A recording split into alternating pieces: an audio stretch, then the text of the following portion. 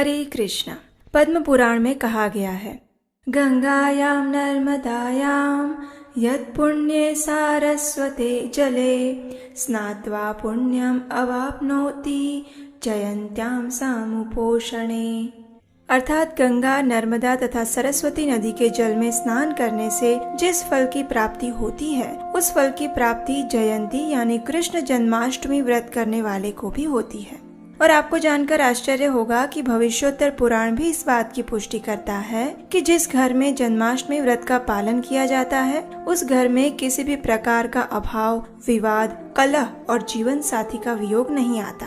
और अगर कोई अनजाने में भी जन्माष्टमी का व्रत धारण करता है, तब भी भगवान श्री कृष्ण उसकी सारी मनोकामनाएं पूर्ण करते हैं। और जो व्यक्ति सभी व्रत नियमों का पालन करके पूर्ण श्रद्धा और भक्ति भाव से युक्त होकर इस जन्माष्टमी व्रत का पालन करता है, तो भगवान श्री कृष्ण उस पर अत्यंत प्रसन्न होते हैं और वो व्यक्ति सदा के लिए इस भौतिक जगत के जन्म मृत्यु के चक्र से मुक्त हो जाता है और आध्यात्मिक जगत की प्राप्ति करता है। तो ऐसी परम पवित्र जन्माष्टमी तिथि का आगमन बस कुछ ही समय में होने वाला है। जन्माष्टमी यानी श्रावण मास के कृष्ण पक्ष की अत्यंत मंगलमय अष्टमी तिथि, जब परम भगवान श्री कृष्ण अपने आध्यात्मिक जगत से इस मर्त्य लोक में अवतरित होते हैं। भगवान श्री कृष्ण भगवत गीता के 4 अध्याय के 9वें श्लोक में कहते हैं, जन्म कर्म च मे दिव्यम एवं यो वेत्ति तत्त्वतः त्यक्त्वा देहं पुनर्जन्म न इति मामिति सो अर्जुन।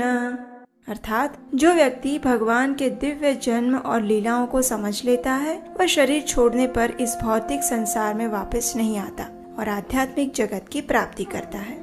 तो चलिए एक बार फिर हमें इस जन्माष्टमी के अवसर पर परम भगवान श्री कृष्ण के इस दिव्य तत्व को समझने का और उनकी सेवा करने का अवसर मिल रहा है। और इस बार जन्माष्टमी आ रही है 7 सितंबर 2023 गुरुवार के दिन। इस दिन ब्रह्म मुहूर्त का समय है प्रातः 4:30 और सूर्योदय होगा 6:06 पर। इस दिन पवित्र रोहिणी नक्षत्र का योग है और किसी भी कार्य को करने के लिए सबसे उचित समय भी। जन्माष्टमी के दिन प्रत्येक मनुष्य को संपूर्ण व्रत और उपवास का पालन करना चाहिए। कुछ भक्त इस दिन संपूर्ण निर्जला का पालन करते हैं और रात्रि में 12 बजे भगवान श्री कृष्ण का अभिषेक संपन्न होने के बाद ही उस चरणामृत के साथ अपना व्रत खोलते हैं। लेकिन कुछ भक्तों के लिए ये संभव नहीं होता है, तो वे कम से कम जल, दूध या फल के साथ जन्माष्टमी का पालन कर सकते हैं। लेकिन किसी भी स्थिति में जन्माष्टमी के दिन अन्न युक्त भोजन का स्वीकार नहीं किया जाता।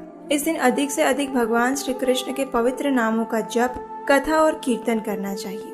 मनुष्य जीवन के लिए सभी कार्यों में सबसे श्रेष्ठ कार्य और कर्तव्य है परम भगवान श्री कृष्ण की सेवा करना और उनकी भक्ति करना। अगर आप जन्माष्टमी व्रत का पालन कैसे करें, उसकी संपूर्ण व्रत विधि जानना चाहते हैं, तो हमें नीचे कमेंट बॉक्स में लिखकर जरूर बताइएगा।